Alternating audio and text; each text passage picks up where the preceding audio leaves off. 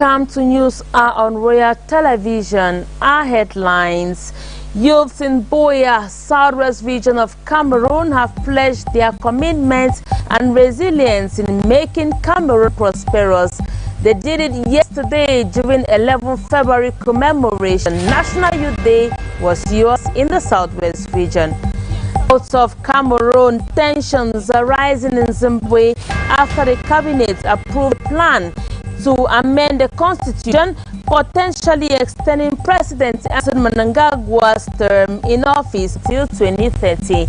And in sports, with just days left to the 33rd edition of the Mount Cameroon Race of Hope, attention has been placed on legends whose victories shaped the history of the race. Details, stories, and more in this newscast. I'll be right back.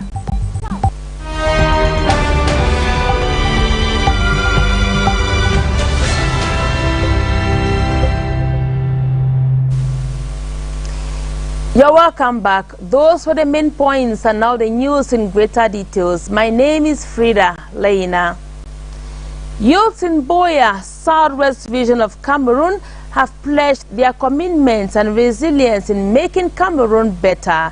These young people made their revelation recently during the commemoration of the 60th edition of the National Youth Day at the Boya Independence Square. Natalie Juma tells us more in the following report.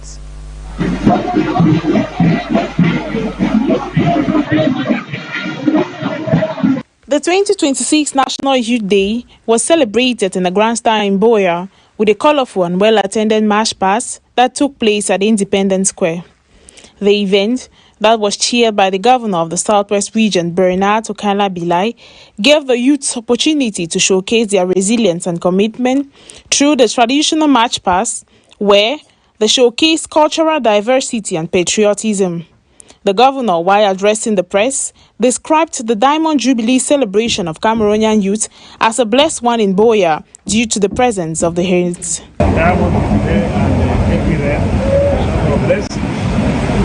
But what is important to notice is that the youth, the young men of the Southwest region in particular, and those of Boya, they have demonstrated their resilience, their determination, their commitment. Under the sun or under the rain, they are mobilized. They remain mobilized. And we want to congratulate them.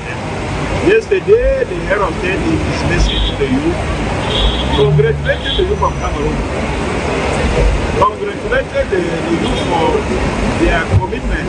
But here, I think that here in Boya, in the south, they deserve twice to be done.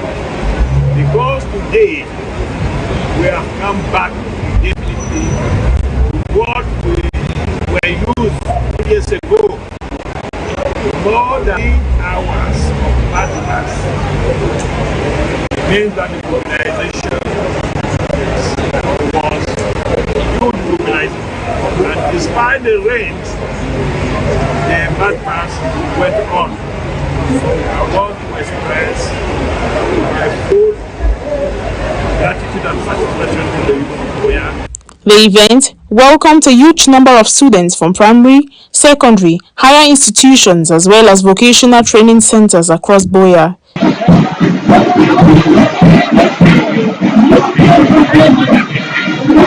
Despite the heavy downpour that soaked the ceremonial grounds, a good number of young people still sat present for the march exercise, demonstrating oneness, commitment to national unity. At the end of the event, the governor commended the youths for their participation in the exercise despite the rain, reiterating on the government's commitment to maintaining peace and stability in the Southwest region.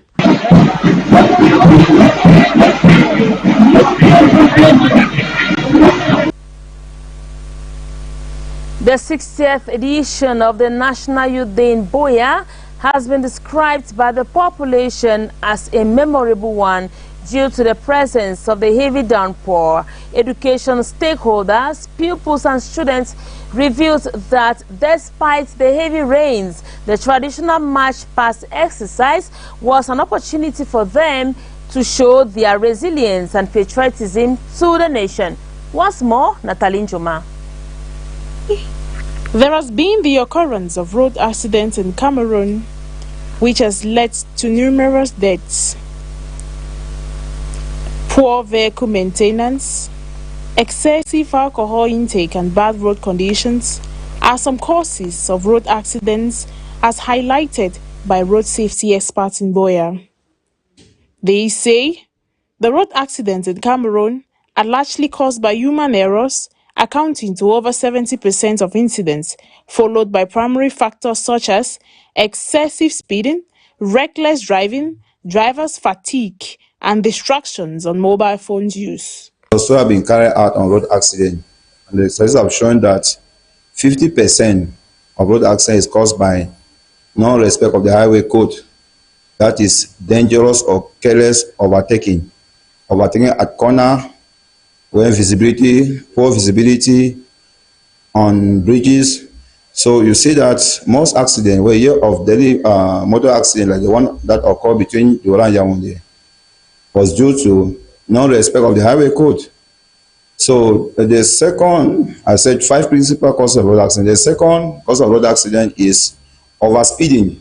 Now there's a maximum speed limit in town and out of town, that's highway.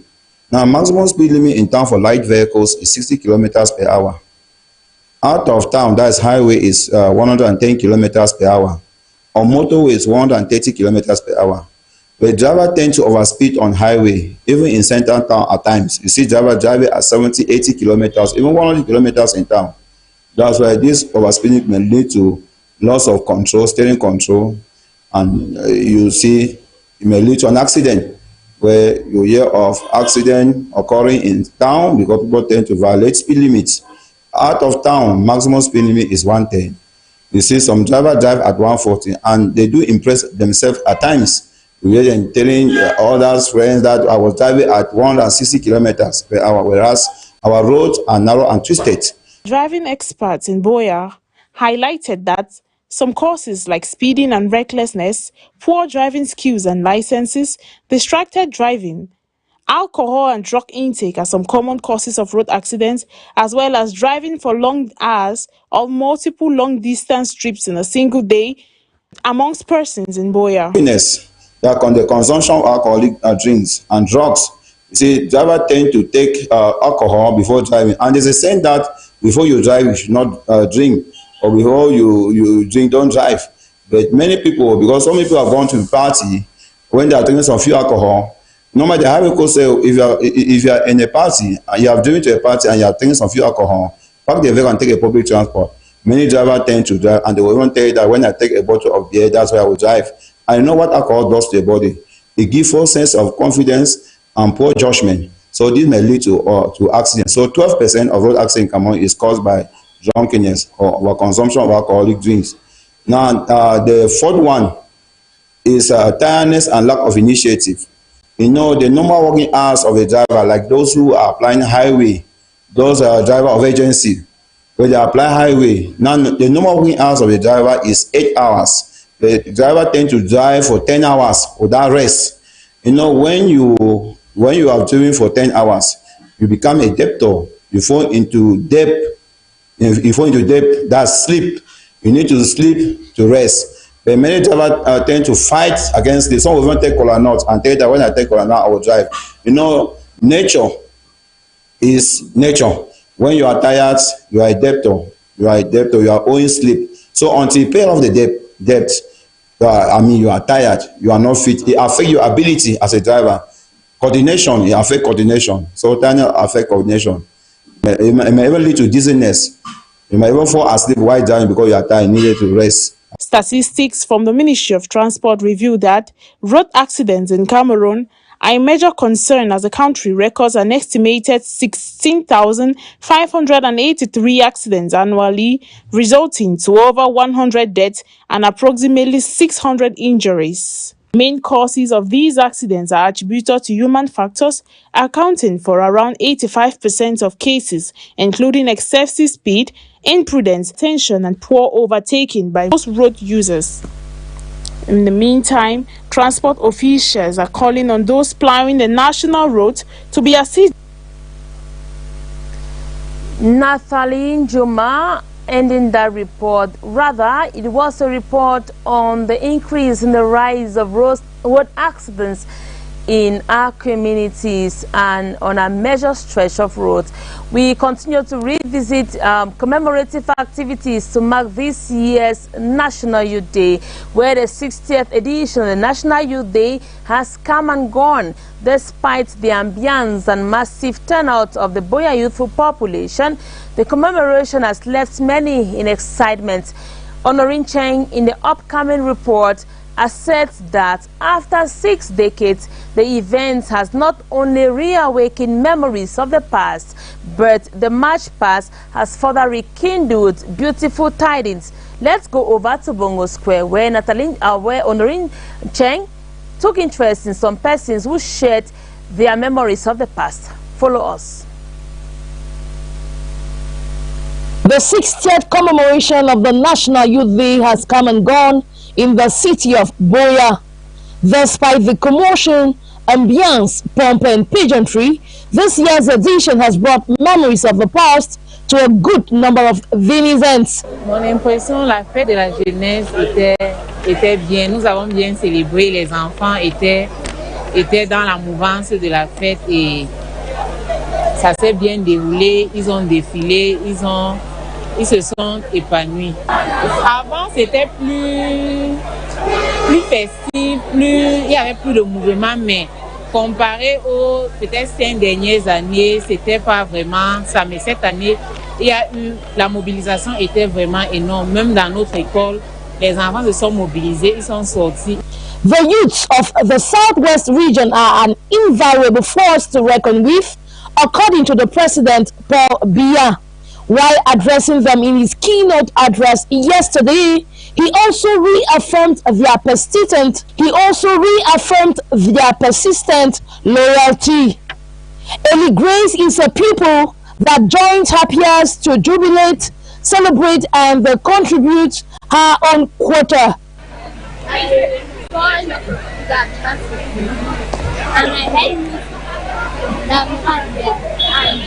this is my best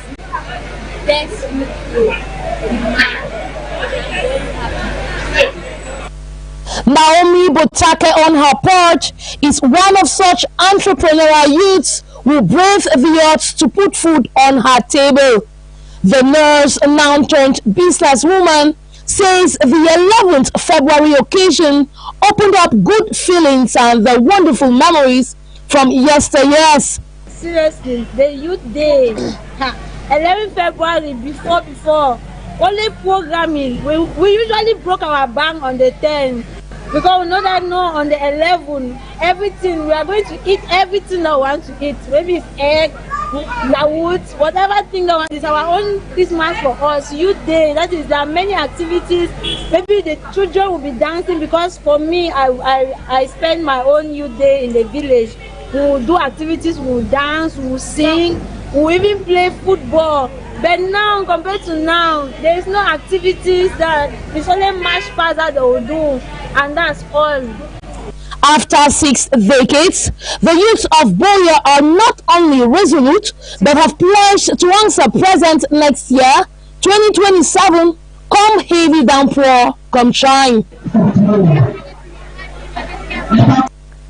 Still on the echoes of February 11 commemoration, youths of Tiko subdivision have been called upon to be responsible citizens. The appeal was made by the divisional officer of Tiko, Nukuri Samuel, during the celebration of the 60th edition of the National Youth Day under the theme Youth at the Heart of Great Hopes for a United, Stable and Prosperous Cameroon. Sharon Tita was there and she brought back the following report.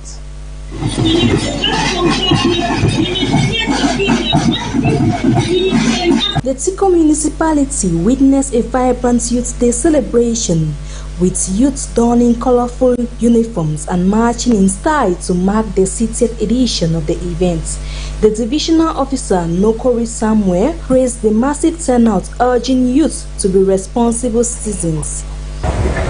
Massive participation that ended the match past today, consider we are very satisfied. In fact, because no incident was reported compared to the past years, I know this year was very massive. This year's celebration saw a unique participation from Maritime Vocational Training Center, a first-time matchup. The institution, the school coordinator, Lieutenant Mayor Bertrand, emphasized their participation was to encourage enrollments, highlighting the sector's job opportunities. Encourage the youth in our nation that the maritime sector is very strong and is available to help the youth, give them the direction to get job in the maritime sector in Cameroon. The Tico Youth Day celebration was a resounding success, promoting unity, patriotism, and skills development.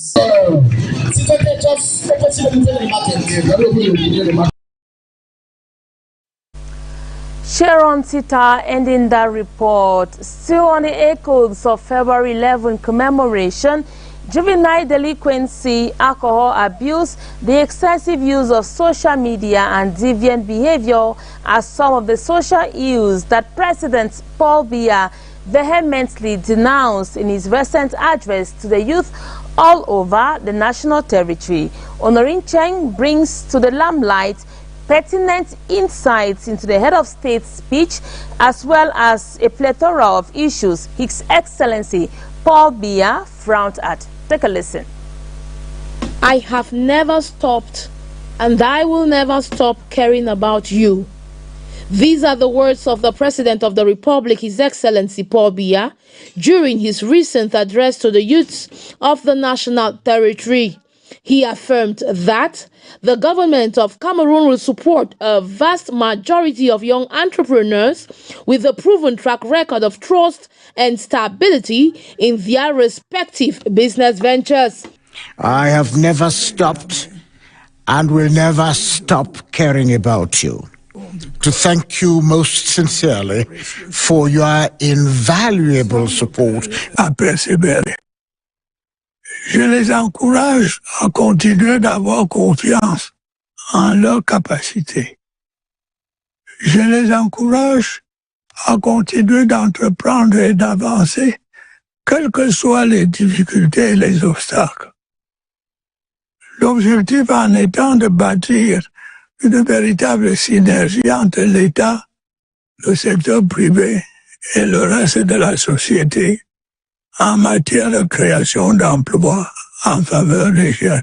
Besides encouraging youths to be enterprising, one of Biya's top priorities remains the integration of youths into the job market through the National Employment Fund, to name but these. The government will continue to allocate substantial resources to strengthen and improve the education system.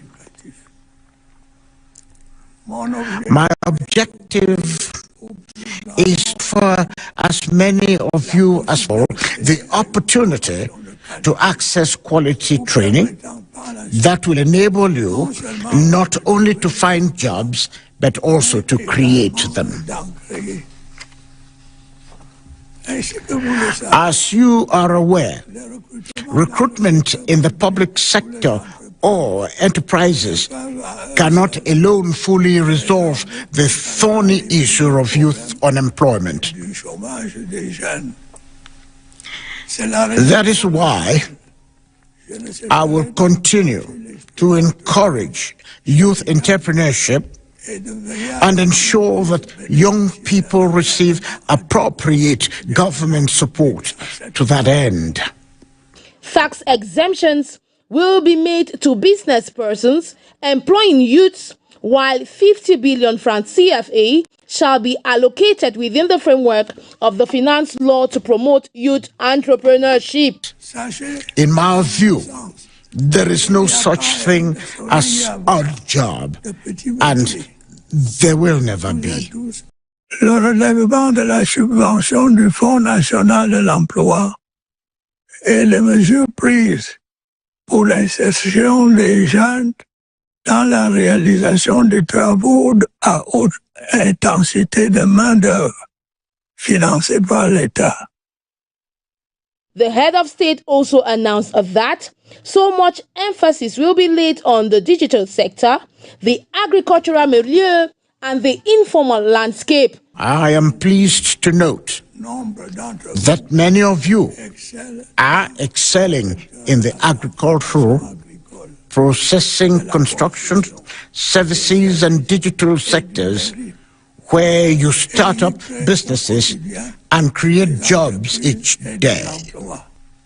I would like to pay tribute to all of you, young people in the informal sector, who have chosen to steer clear of criminal and delinquent activities and struggle daily to feed your families. His speech addressed juvenile delinquency, alcohol abuse, the excessive use of social media, and deviant behavior. Vous avez certes des droits, mais également des devoirs à l'égard de vos parents et de la communauté nationale. J'en appelle tout particulièrement à votre sens des responsabilités.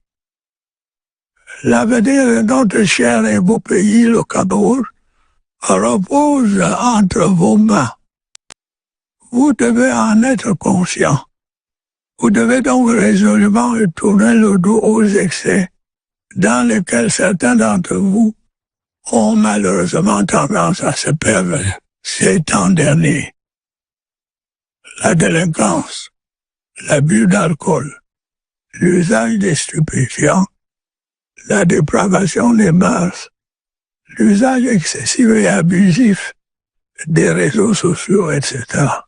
While discouraging such acts, he pledged to strengthen the protection of the young girl in schools and in the workplace. I wish to reaffirm my commitment to spare no effort in creating the most conducive conditions for your development. This underpins the instructions I have issued to the government to act more effectively. It is the objective of the reforms I intend to implement soon to improve the functioning of the state. It is also the objective. Honoring Cheng, ending that report, we now take you out of the country. Tensions are rising in Zimbabwe after the cabinet approved a plan to amend the constitution, potentially extending President Emerson Mnangagwa's term in office until 2030. The move has sparked outrage among opposition leaders and sections of the public who describe it as a threat to democratic principles. The proposed amendments are expected to be tabled before Parliament in the coming days. Nanga Sonia tells us more in the following report. Zimbabweans are up in arms over cabinet approval of changes to the constitution as part of a bid to extend 83-year-old President Emerson Mnangagwa's term till 2030. While the amendments will still be presented to the parliament, it is weighted heavily in favor of his ruling ZANU-PF party. Opposition figures describe the move as a constitutional coup, saying the changes must be put to a national referendum. In addition to extending the presidential term from 5 to 7 years, the changes would see Parliament choosing the president instead of the electorate. Mnangagwa came to power in 2017 in a military backup coup that ended Robert Mugabe's 30-year rule. Despite hopes he will bring about change, Mnangagwa has presided over a collapsing economy undermined by alleged corruption and cronyism. The ruling party's 2030 agenda has been on the cards for months, prompting opposition leaders to vow to defend the constitution against its capture. Attempts to demonstrate against the plan have been met with a police crackdown that put scores of people in jail. A post-cabinet statement says the amendment will enhance political stability and policy continuity to allow development programs to be implemented to completion. Other provisions include allowing the president to appoint 10 more senators, boosting the Senate to 90 seats. Democracy advocate Professor Lovemore Maduku says the cabinet's move was totally unacceptable and risked causing major upheaval in the former British colony. Zimbabwe's opposition, fragmented and weakened after years of repression, has failed so far to mount significant resistance to the 2030 agenda. In more news, students were seen packing up and leaving Cheikh Anta Diop University in the Senegalese capital Dakar on Wednesday following the death of a fellow scholar amid protests over grant arrears. They have been rallying over the issue for years, punctuated by sporadic clashes with law enforcement. That violence came to a head Monday with the death of a second-year medical student in circumstances that remain unclear during a police intervention that has sparked outrage across the country. The unrest reflected growing frustration among the country's youth who accused the government they helped bring to power of not living up to their promises. With the university gates and students' residences closed, many are heading home, unsure when they will be back. Like many young people in the country, he supported the current Prime Minister Ousmane Sonko and his PASTEF party when they were in the opposition before coming to power in 2024. Students were at the heart of brutally repressed protest in support of Sonko that shook Senegal from 2021 to 2024.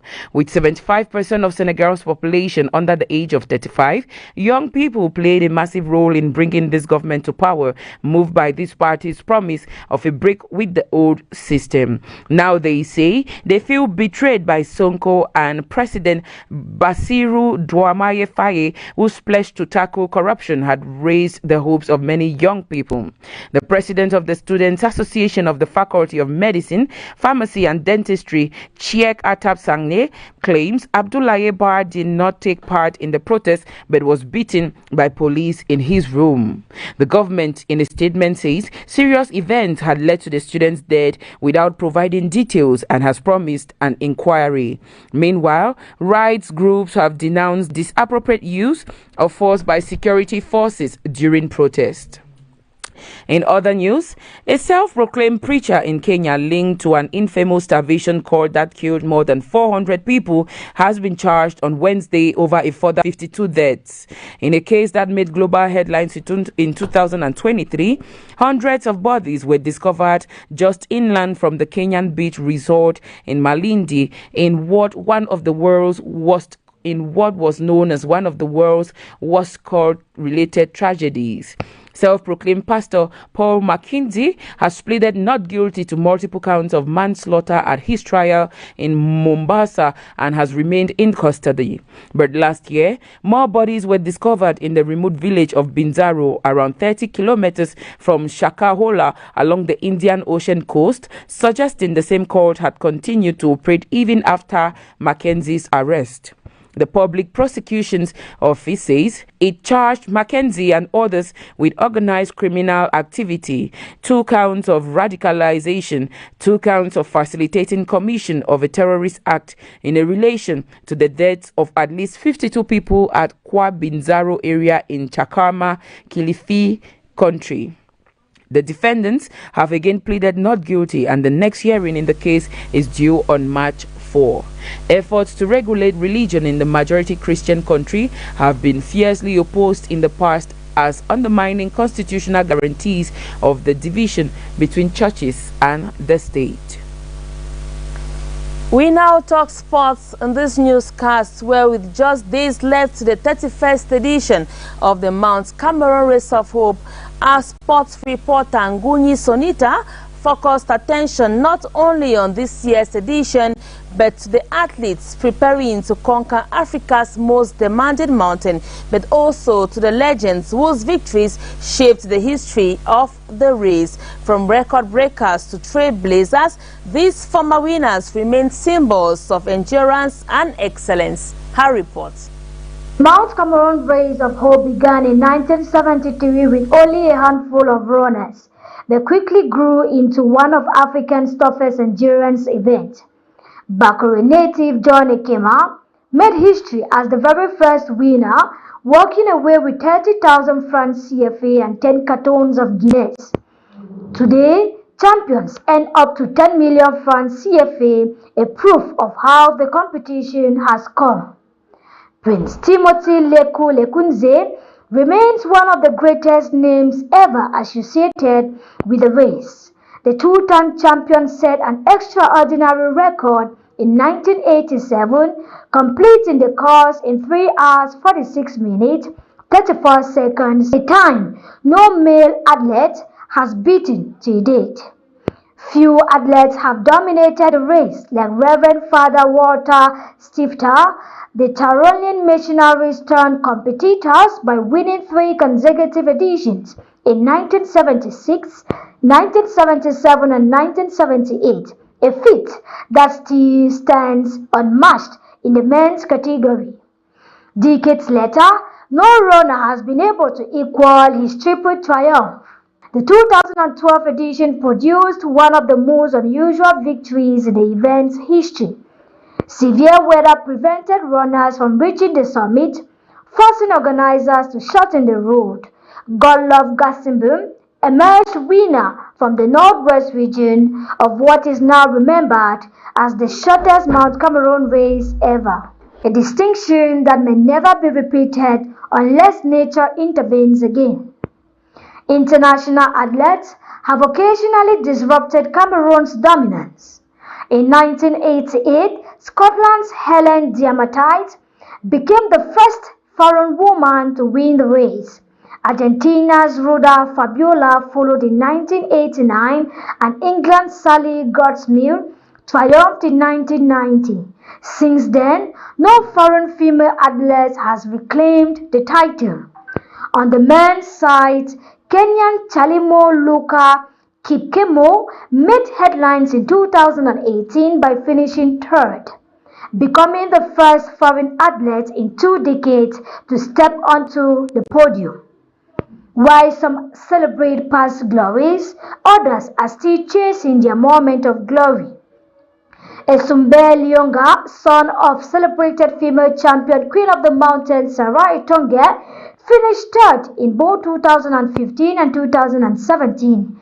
Nearly a decade later, he returns with hopes of finally climbing higher than the bronze position. The 8-kilometer course starts and ends at the Moliko Misport Stadium in Boya, taking runners through dramatic temperature shifts from the tropical heat at the base to near freezing conditions at the summit. Countdown continues. The question remains, will this year produce another name worthy of joining the prestigious list of Mount Cameroon champions, or even rewriting the record books? One thing is certain, on the slopes of Mount Cameroon, history is never far behind. You can get the bump in of the car.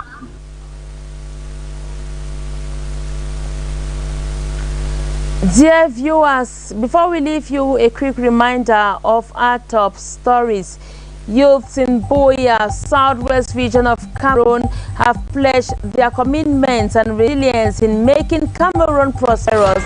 This was during February 11th commemoration of this year's day. And out of Cameroon, we told that tensions are rising in Zimbabwe after the cabinet approved a plan to amend the constitution, potentially extending President Emerson Mnangagwa's term in office until 2030. And in sport, with just days left to the 30th edition of the Mount Cameroon Race of Hope, the nation has been placed on legends whose victories shaped the history of the race. Until tomorrow again, same time, for another news hour on Royal TV. We love you all and have a good night. Bye-bye.